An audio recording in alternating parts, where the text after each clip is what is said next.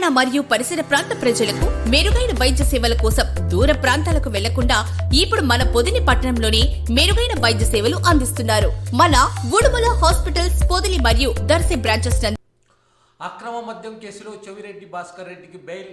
అక్రమ మద్యం కేసులో వైఎస్ఆర్ కాంగ్రెస్ పార్టీ ఒంగోలు పార్లమెంటు సమన్వయకర్త మాజీ శాసనసభ్యులు చెవిరెడ్డి భాస్కర్ రెడ్డికి న్యాయస్థానం బెయిల్ మంజూరు చేసింది.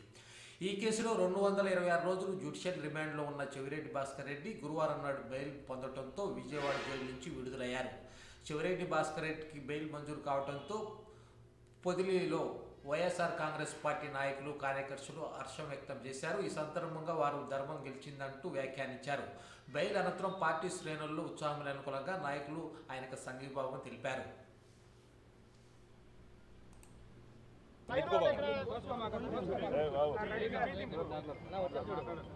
మాట్లాడుతున్నారు.